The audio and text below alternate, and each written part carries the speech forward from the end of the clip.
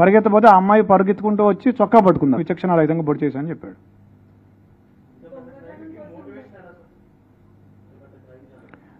అతనికి బేసిక్గా ఈ ఓటీటీల్లో యూట్యూబ్లో ఈ క్రైమ్ థ్రిల్లర్స్, సస్పెన్స్ మిస్టరీలు చూసే అలవాటు బాగా ఎక్కువగా, దాదాపుగా ఒక 5-6 సంవత్సరాల నుంచి అదే పనిలో ఉన్నాడు. స్కూల్ కూడా ఎక్కువ వెళ్ళేవాడు కాదు. ఎప్పుడు ఏదో ఒక తన ఆలోచనలో తనుండి ఇలా ఇలా ఊహించుకుంటూ ఉండేవాడు.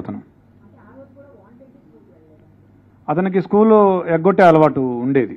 స్కూల్కి వెళ్లకుండా క్రికెట్ ఆడుకోవడం, ఈ ఓటీటీ చూడడం, యూట్యూబ్ చూడడం, ఈ మిస్టరీస్ చూడడం అలవాటు ఉండేది అతనికి. అతను ఎవరైనా చూస్తే వాళ్ళని బెదిరించి రావడం, తర్వాత దాడి చేయటం, ఈ 2 ఉద్దేశాలతో కత్తి తీసుకుపోయినాడు.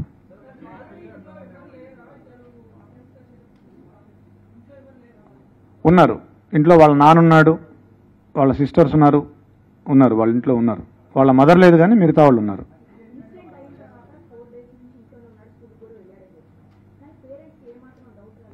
ఎస్, పేరెంట్స్ వాళ్ళ మదరు, నిన్న మనం వాళ్ళ మదర్తో మాట్లాడినప్పుడు అనింది, ఫస్ట్ రోజే పోలీసులు ఈ హడావిడి అంతా చేసి నేను అడిగాను మా అబ్బాయిని, ఏరా నువ్వేమైనా చేసావా అని అడిగాను, ఒప్పుకోలేదు. 2వ రోజు కూడా అడిగాను, అడిగితే ఏమ్మా నువ్వే నన్ను పట్టించేటట్టున్నావే అని అన్నాడు, నీ మీద ఒట్టు అన్నాడు అని చెప్పింది వాళ్ళ మదర్. పోలీసుల్ని ఆ రోజు మేము ఫస్ట్ రోజే అతన్ని క్వశ్చన్ చేసాం, ఎందుకంటే రెండింటికి జస్ట్ 2 అడుగుల దూరం ఉంటుంది, ఆ ఇంటికి ఈ ఇంటికి పిట్టగోడకి. మేము క్వశ్చన్ చేసాం ఆ ఇంట్లో ఉన్న వాళ్ళని, 3rd, 4th ఫ్లోర్లో, వీళ్ళు 4th ఫ్లోర్లో ఉంటారు, 3rd ఫ్లోర్ నుంచి వెళ్ళొచ్చు. పోలీసులకి మాకేం చెప్పారంటే ఆ రోజు, నాకు 10:15 ఆ టయానికి డాడీ డాడీ అని గట్టిగా అరుపులు వినిపించాయి అని చెప్పాడు.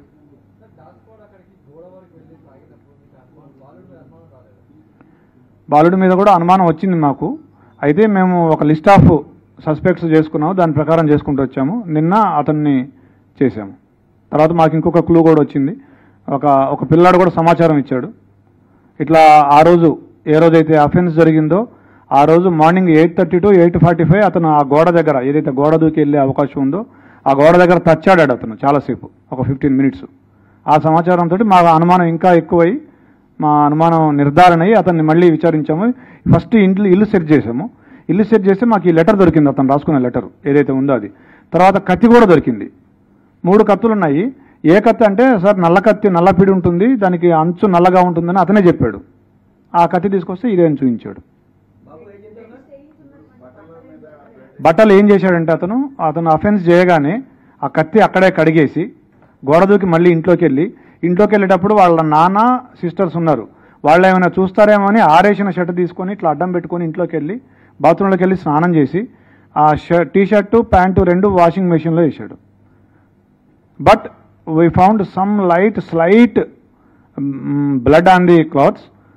We have called a special investigation team, forensic team. వాళ్ళు స్పెషల్ లైటింగ్, స్పెషల్ స్పెట్స్ వాడి they are able to found it. I also have seen it. yes. అతనికి ఒక కుందేలు ఉండేది. ఆ రోజు ఆ కుందేలు కూడా చనిపోయింది. 11:30కి మేము టైం లేని కూడా తీసుకున్నాం అతని మీద అనుమానం వచ్చాక.